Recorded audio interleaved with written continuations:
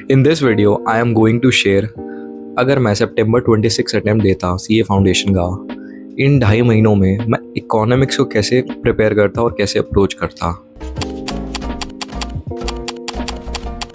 Subject कोई भी हो, प्रिपरेशन करने के ये 4 स्टेजेस हर सब्जेक्ट में सेम ही रहते हैं। पहला स्टेज होता है सिलेबस कंप्लीशन का, दूसरा स्टेज होता है नोट्स बनाने का, तीसरा स्टेज में हम रिवीजन और चौथे स्टेज में होता है मॉक टेस्ट। आइए बात करते हैं पहले स्टेज नंबर 1 की, सिलेबस कंप्लीशन।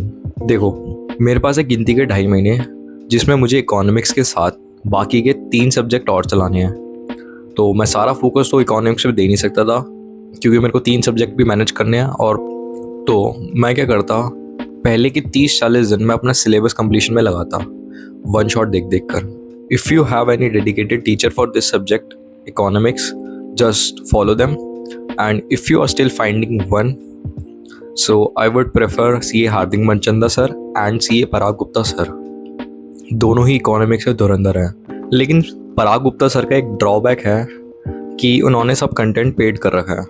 हार्दिक मनचंदा सर का ऐसा कुछ नहीं है, उन्होंने सब एक प्लेलिस्ट में ऑर्गेनाइज कर रखा है, वन शॉट प्लेलिस्ट करके ऐसी कुछ है, मैं डिस्क्रिप्शन बॉक्स में मेंशन कर दूंगा।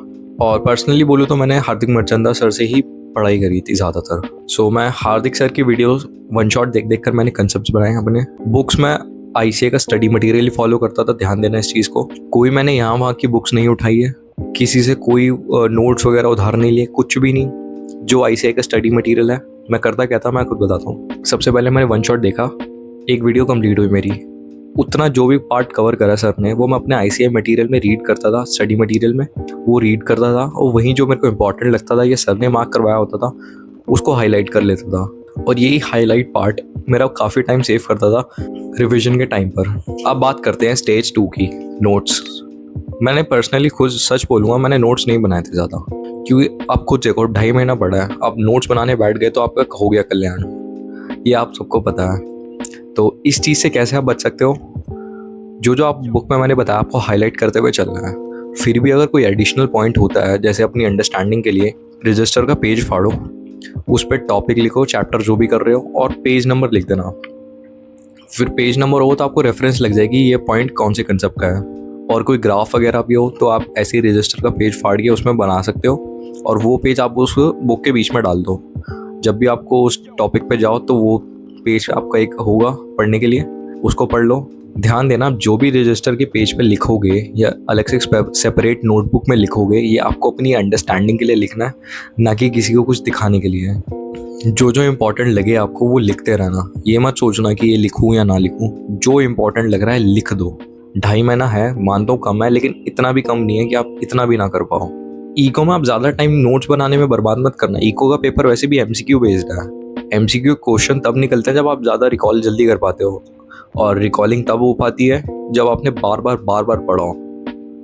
तो हाईलाइट करके रखना, ऐसे पेज पे नोट्स बना के रखोगे, रिकॉलिंग भी जल्दी कर पाओगे, रिवाइज जल्दी कर पाओगे। बार बार आपको बस जो हाईलाइटेड पार्ट अपनी आंखों के सामने से निकालना है, बस इतना। अब बात करते हैं स्टेज 3 की, रिविजन। स्टेज 3 के ऊपर बिलीव मी आपकी पूरी इकोनॉमिक्स टिकी पड़ी है। इकोनॉमिक्स भी बोल लो, आपका ये वाला अटेम्प्ट भी बोल लो, क्योंकि मान लो अकाउंट्स का पेपर लेंदी आया था, आप उसमें अच्छा परफॉर्म नहीं कर पाए। लॉ का पेपर आ गया हार्ड, आप उसमें 40 के लिए भी फाइट कर रहे हो। मैथ्स बाय चांस आपकी इन केस वीक है, उसमें भी आप अच्छा परफॉर्म नहीं कर पाए। एट द एंड बचा गया इकोनॉमिक्स। इकोनॉमिक्स का पेपर आपका संकट मोचन पेपर होता है, यही लेके चल लो। अगर आप अकाउंट्स में 40 लाए, लॉ में 40, मैथ्स में 40, इको में आप ले आए 80, आपका एग्रीगेट 200 बन गया, आप पास हो। ये मैंने बस हाइपोथेटिकली नंबर्स दिए हैं, इस चीज़ को लेके मत बैठ जाना। बाकी सब में जब 40 की तैयारी, इको में लग जाओ 80 भी बहुत मुश्किल से आते हैं, अच्छी खासी प्रैक्टिस और रिविजन करनी पड़ती है। 80 भी इसमें हलवा नहीं है, बहुत लोग ऐसे छोड़ देना इकोनॉमिक्स में 80+, 90+ नहीं आते। नेगेटिव मार्किंग नाम की चीज़ होती है। 40 to 50 मार्क्स की रेंज थोड़ी ईजी रहती है, और जो बाकी के ऊपर होते हैं ना, वो थोड़ा, उनके जो ऑप्शंस होते हैं ना वो थोड़े कन्फ्यूजिंग होते हैं। एक तो इसकी लैंग्वेज थोड़ी ट्रिकी डाल देंगे और ऑप्शंस कंफ्यूजिंग हो जाते हैं, तो आपको मजबूरन छोड़ना पड़ता है। गलत अटेम्प्ट कर दोगे आपके मार्क्स वहीं कट जाएंगे। 80 सुनने में लगता है हम 80 ठोक देंगे, लेकिन 80 भी काफ़ी बड़ा चैलेंज होता है। जो एक्चुअल में पढ़ाई करता है तो उनको पता है 80 कोई मजाक नहीं होता। जिन्होंने कुछ पढ़ाई नहीं करी बस वो हवा में अपनी उसमें वहम में रहते हैं कि हम 80 ले आएंगे, 80 ले आएंगे, भाई ला के दिखाओ। अब बात करते हैं स्टेज नंबर 4 की। ईको का पेपर होता है MCQ बेस्ड। MCQ की तैयारी करने के लिए सबसे बेस्ट सोल्यूशन होता है आप जितने ज़्यादा मॉक पेपर निकाल सकते हो निकाल लो। अब मॉक टेस्ट देने कौन से हैं? पिछले 3 अटेम्प्ट के जितने भी MTBs ICAI ने इशू करे थे वो सारे सॉल्व कर दो। 5-6 हो जाएंगे क्योंकि हर अटेम्प्ट में 2 आते हैं। 5-6 मॉक्स का मतलब होता है 500-600 क्वेश्चंस। अगर इन 500-600 क्वेश्चंस में से खुद सोचो अगर 20 क्वेश्चन भी एज इट इज़ उठ कर आ गए तो 100 में से 20 नंबर आप कैसे फ्री में गए कि आपको देखा और आपको आंसर याद आ गया कि मैंने ये सॉल्व करा था, आपका कल्याण हो गया। तो मॉक्स निकालना तो बहुत ज़रूरी है आपके लिए। अब मैंने 5-6 मॉक्स बोले हैं, हर किसी के बस की बात नहीं होती है। या आप अपनी तैयारी और अपनी कंडीशंस के अकॉर्डिंग निकालना। हो सकता है किसी का भी सिलेबस काफ़ी ज़्यादा पेंडिंग हो तो वो 2 या 3 मॉक्स निकाल पाए, इतना भी बहुत होता है।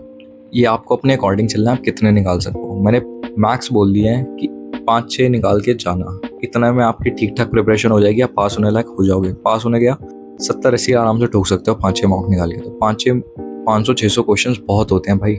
जितने भी मॉक्स दो आप प्रॉपर सेटिंग के साथ देना। अगर मेरे पास 2.5 महीने होते तो मैं ये सब 4 स्टेजेस को फॉलो करता हूँ। This is all from the video. जैसी भी वीडियो लगे मुझे कमेंट करके बताना। कोई और हेल्प चाहिए हो तो मुझे इंस्टाग्राम पे आप DM कर सकते हो। Thank you so much for watching. Hare Krishna.